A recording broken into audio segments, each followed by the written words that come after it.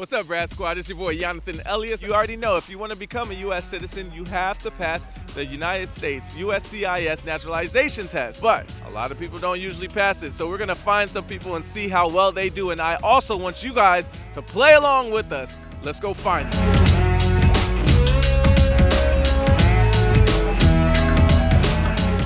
Are you ready to take your citizenship test? Yes!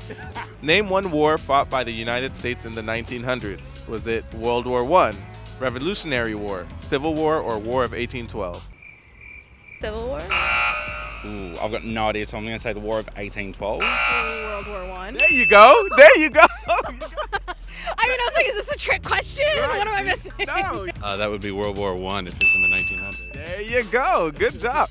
Oh, now that makes sense. War of 1812 was 1812. The United States fought 5 wars in the 1900s. World War I, World War II, the Korean War, the Vietnam War, and the Gulf War. In 1917, 2 million American soldiers went to France to help end World War I.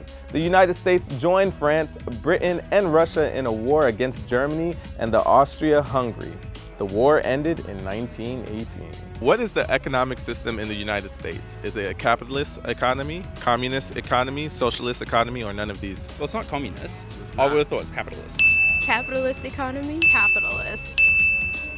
2 for 2. How you feeling? Better, much better. Ooh, I'm gonna go with capitalist economy. Yes, we're definitely not communists here. Capitalism is an economic system in the United States. It's a market economy. Capitalism means that people, not the government, own most businesses. In the United States, businesses decide what to sell. They decide how much money to charge for products and services. Then people decide what they want to buy. This is called a market economy. The economy is controlled by individual people and businesses, not by the government. The United States has a capitalist market economy. What are 2 cabinet-level positions? A, Secretary of the Interior and Secretary of History, or B, Secretary of Weather, Secretary of Energy, C, Secretary of State and Secretary of Labor, or D, Secretary of Health and Human Services and Secretary of the Navy? C, I think. The third one, C. I'm gonna go with C. State and labor? There you go. There you go. Nice. Yeah. Cabinet-level positions include the Secretary of State and the Secretary of Labor. The Secretary of State works with other countries around the world. This person manages the president's foreign policies. The Secretary of Labor manages working conditions, wages, and unemployment benefits. The Secretary of Labor advises the president on employment issues. What are 2 ways that Americans can participate in their democracy? A, write to a newspaper and call senators and representatives. B, give an elected official your opinion on an issue and join a community group. C, vote and join a civic group. Or D, all of these answers. All of them. Tell them, get involved. Oh, it's time. It's time to get involved. D. D? All of them? Yes. Yes. And tell them that's what they need to do. Join. Do it! Vote. Everybody. Sheesh. Democracy only works when people are active in government. Voting is one of the best ways for citizens to participate in the democracy. But it's not the only way. We can also call or write letters to government representatives. We can ask questions about the government or share our opinion. We can join a civic group, a community group, or help with an election campaign. We can write a letter to a newspaper. Sometimes the newspaper will print the letter for everyone to read, or we can choose to run for office. When is the last day you can send in your federal income tax forms? April 13th, April 15th, April 19th, or July 4th? The 15th of April. Yeah, we all know that. I waited too long last year not to file an extension. Me too! Not happening this year.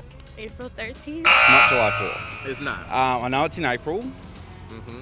15th. Yeah! Every year we get stories about people lining up around the block to file their taxes on the last days. And I would be in that line. Oh, nice. I wanna say the 15th. Yes. Yes. There are 2 things that are certain in the world: death and filing your taxes by April 15th. What did Susan B. Anthony do? A, run for president. B, invent the sewing machine. C, fight for women's rights. Or D, win the first Olympic gold medal in the U.S. I'm gonna say just fight for women's rights. Yeah. C, Big ups to the women out yeah, there. heck yeah. Gotta be C. Fight for women's rights. 6th grade me would be so proud. Yes. C. Look at that. You know your women's history, huh? Guess so. Susan B. Anthony was an American women's rights activist who devoted her life to racial, gender, and educational equality. She played a prominent role in the women's suffrage movement and the 19th Amendment, which gave women the right to vote. is named in her honor.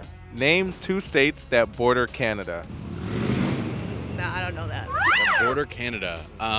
North Dakota and Maine. Can you give a little bit more? Let's see. New York is up there. Wisconsin.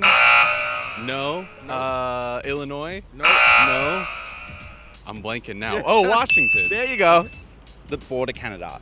Alaska. Okay. One more. I'm gonna say North Dakota. You got it. Washington, Idaho. You got that. Think of the United States map, the North America. 2 states that, nope. Nope.